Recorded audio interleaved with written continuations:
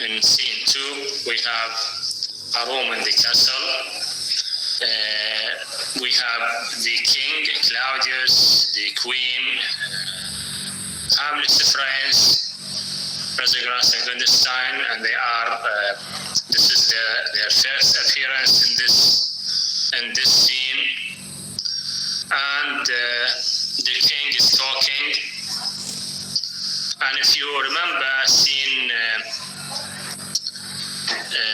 the previous scene, let me say, in which Hamlet came to Ophelia's room as a mad person, and we said that in that scene Hamlet seemed to have, let me say, started or initiated his plan of revenge. So now the plan of revenge on the part of Hamlet has already started, and now the king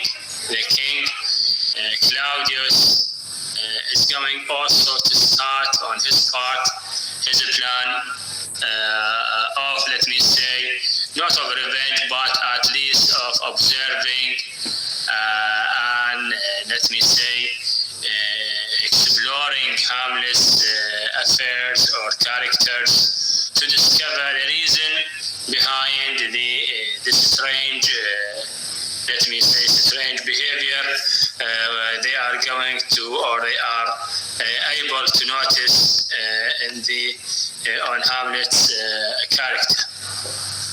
So the idea of observing observing characters which had been noticed or mentioned early in the play, now we can see it. Let me say, characters are really observing each other, groups of characters. Hamlet now is planning something, Claudius is planning something as well, and part of Claudius' plan is to let me say, to invite or to receive Hamlet's friend, Rosegras and Guildenstern. Welcome, dear Rosegras and Guildenstern. Moreover, that we much did long to see you. The need we have to use you to provoke our hasty sending. So those friends, those people were invited by the king and the queen in order to what? In order to observe Hamlet or to watch Hamlet. And if you notice the word use, this is not preferable to be used with a human being. And it seems that the king is what is looking down at those characters. This is one point, that he is what he might be ready even to dehumanize those characters, because such verbs we are able, or we can use it with tools, maybe with machines, but not with a human being. But it can show the fact that Claudius wants to use those characters for what? For certain purposes.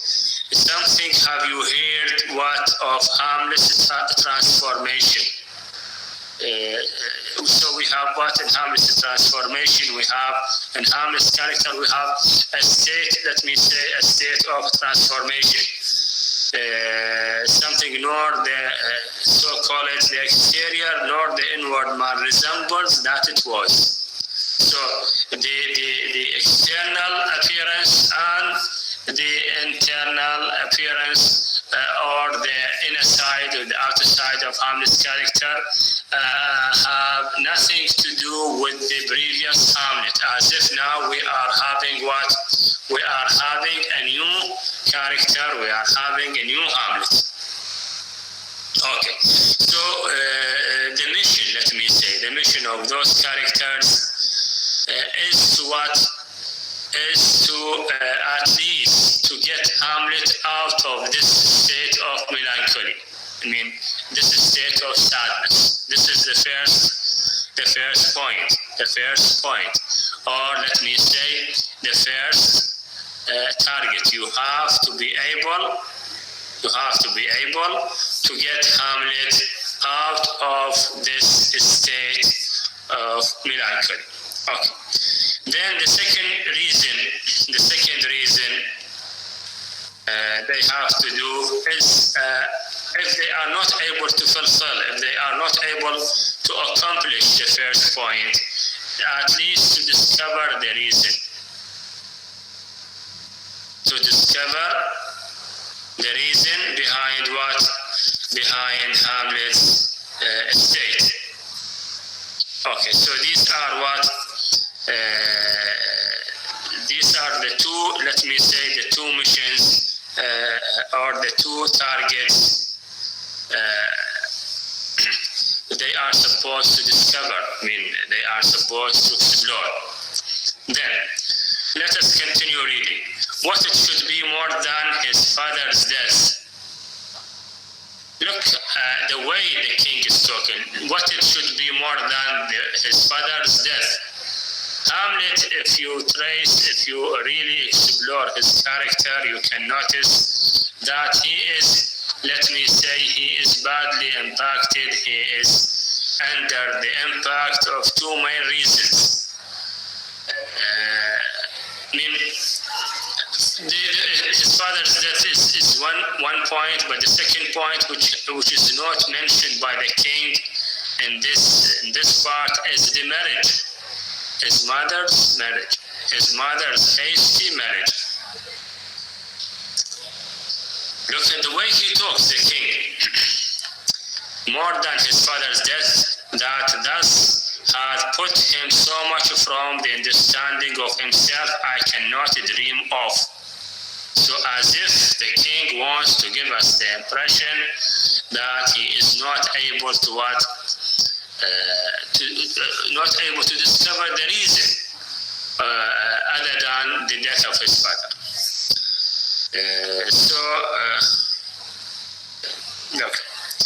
So by your companies to draw him on to pleasure, and together so much as from occasion you may glean, whether aught to us unknown afflict him thus, that open lies within our remedy. So either to bring him back to the normal side, to bring him back to the ordinary, let me say, life, to be a normal Hamlet, the well-known Hamlet, or at least to discover the reason, because you are friends, you were together, you let me say, boyhood friends. So those friends have set some, let me say, very important mission provided by the king, and the king wants them to fulfill or to accomplish two main targets. One, to get Hamlet out of this state, and second, to discover the reason behind this state. Then,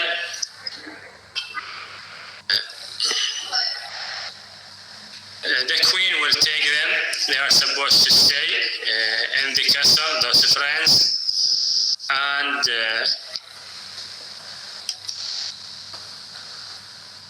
of course they are ready to fulfill.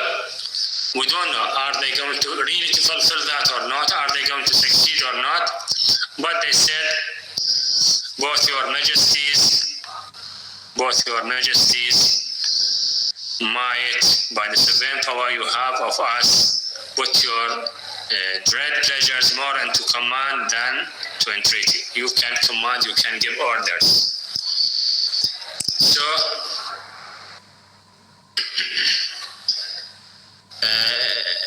the king thanks Rosegras and gentle Guildenstern.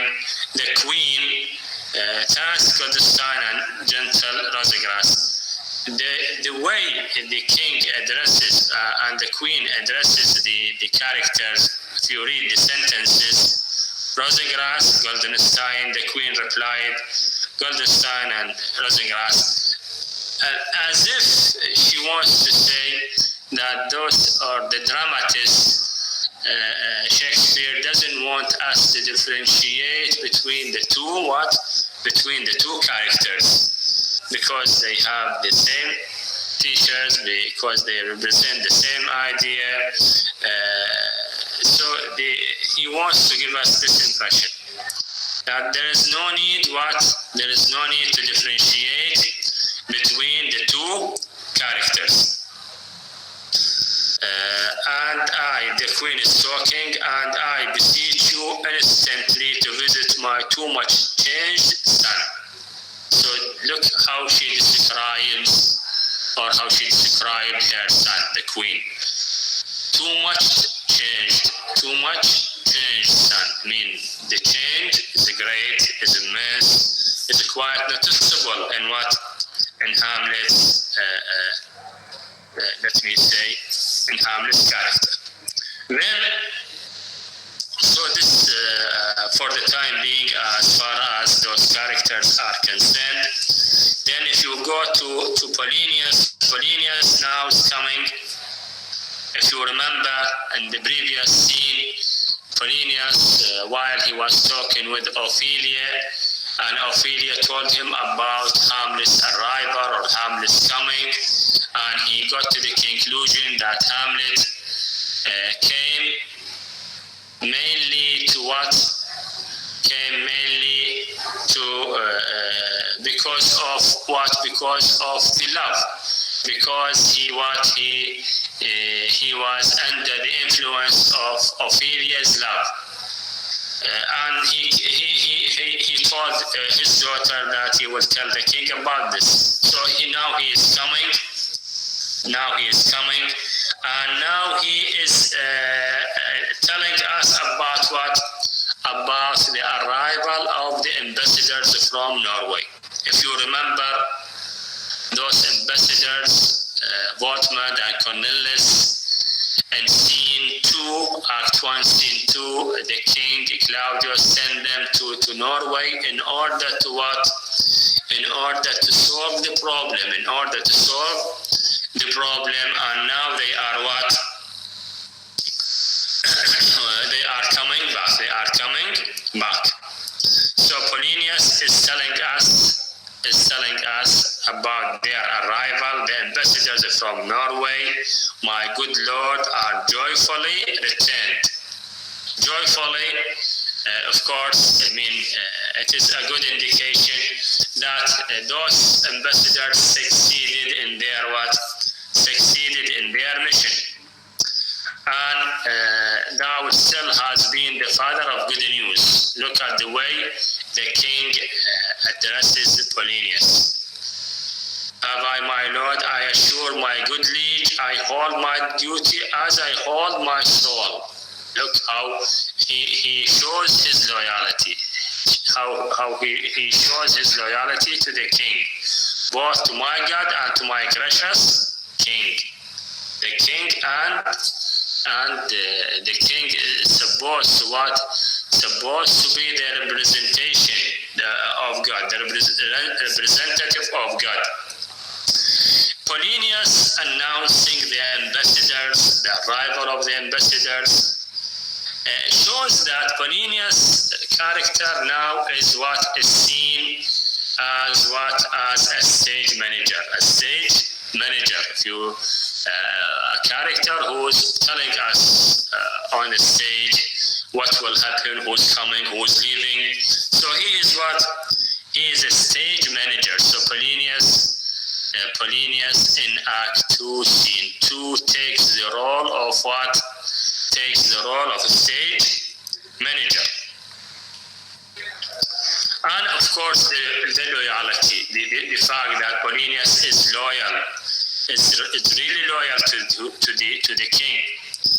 And he will try very often to show or to guarantee this loyalty.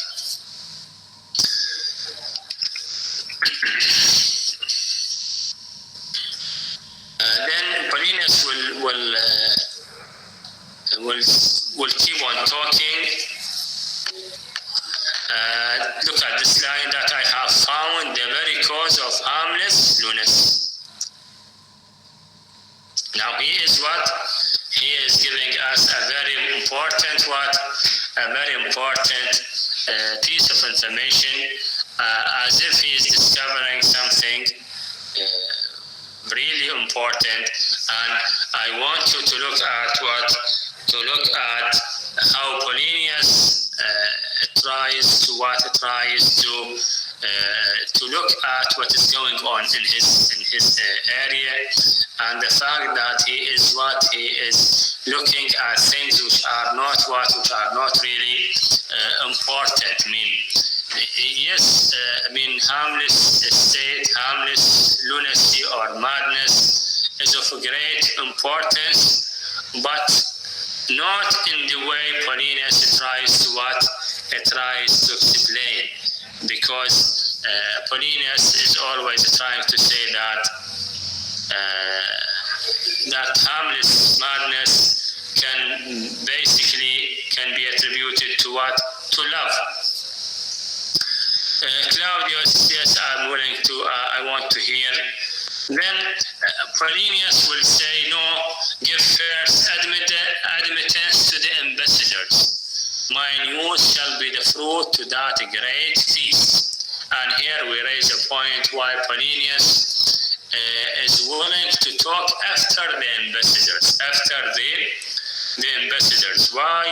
He wants what? He wants the ambassadors to start talking first, and then he might talk after them, after the ambassadors.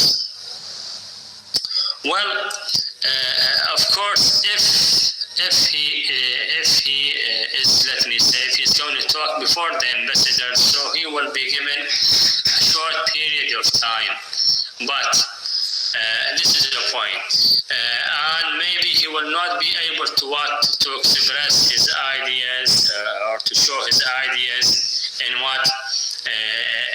the way he likes. Paulinus wants to talk, or tries to express himself freely, tries to say so many things. So the short period of time is not going to be sufficient, it's not going to be appropriate for him. This is one point. Another point, he wants to make use of the good news the ambassadors are going to reveal, are going to mention, because those news or such items will definitely have their impact on the psychological impact on the queen and the king, and the queen and the king are going to be ready, are going to be happy, they are going to be pleased to listen to Paulinus and to his theory or to his plan or whatsoever. So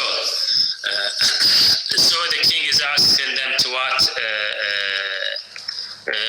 bring the ambassadors, and the king is talking with the queen. Look at this line.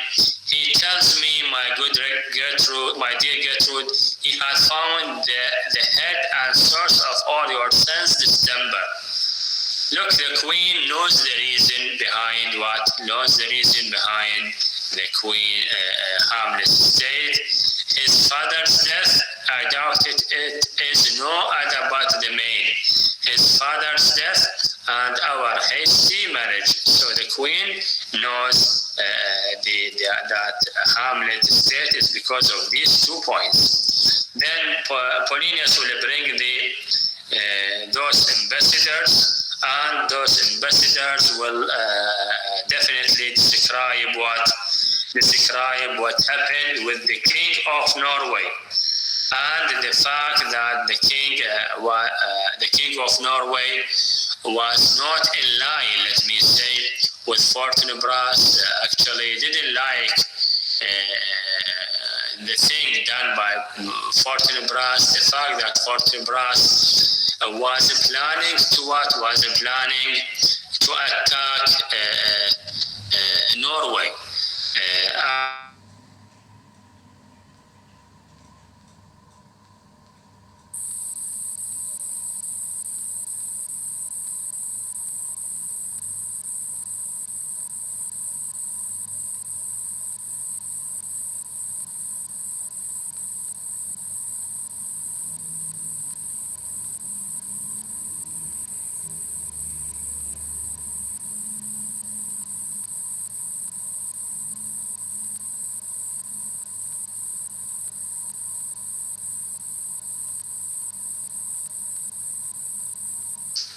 Look at this line.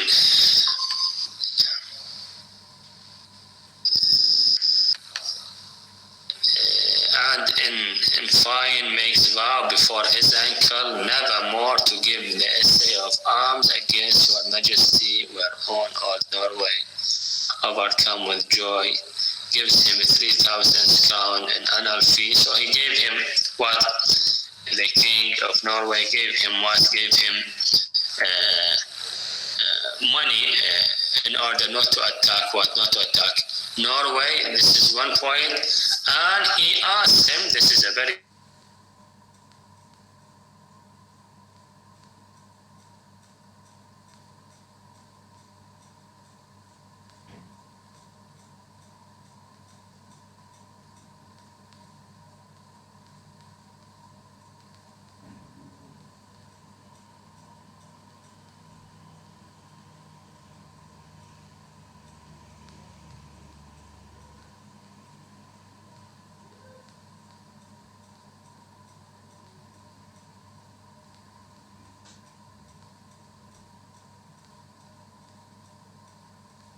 to attack that country by providing him with a free passage inside the Norwegian territory. This might be a trick. This might be a trick. Look at this. Soldiers so lived as before against the Polak without any treaty herein further shown. So he is sending the king, he's sending a letter to what? A letter to Claudius in order to tell him or to ask him to give a chance to attack, a chance to Fortinbras in order to attack another country by using their territory. This might seem a trick. Anyhow, he gave him a paper that might please you to give a quiet pass through your dominions for this enterprise.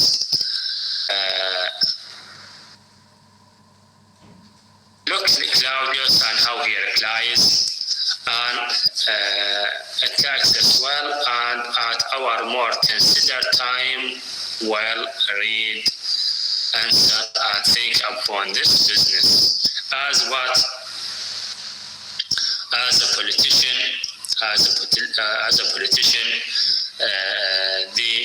the king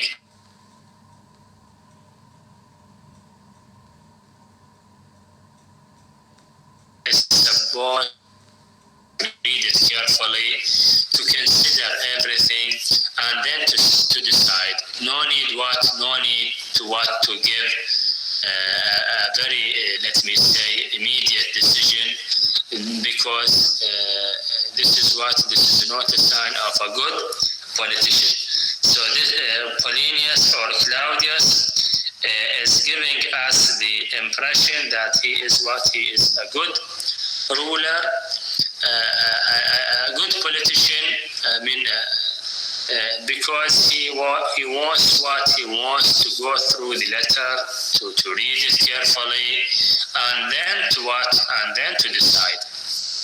Then the diplomats are going to leave, and Polinius will what?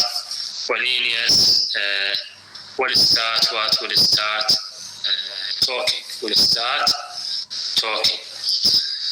In his speech, in Polinius' speech, we are going to notice a new feature, let me say, a new feature in in Polinius' character.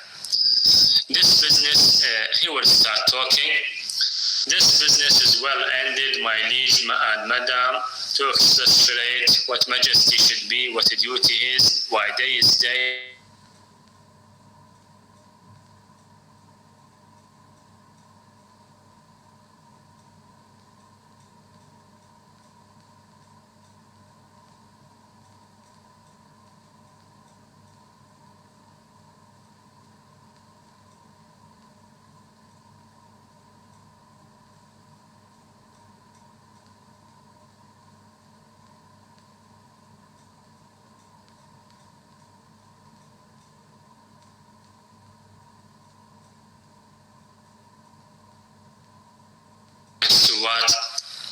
tries to define what to define the obvious. And defining the obvious, or trying to define the obvious, is one of the features of Polynius' character. I mean, no need to define the obvious. The obvious is very well known. This is something very well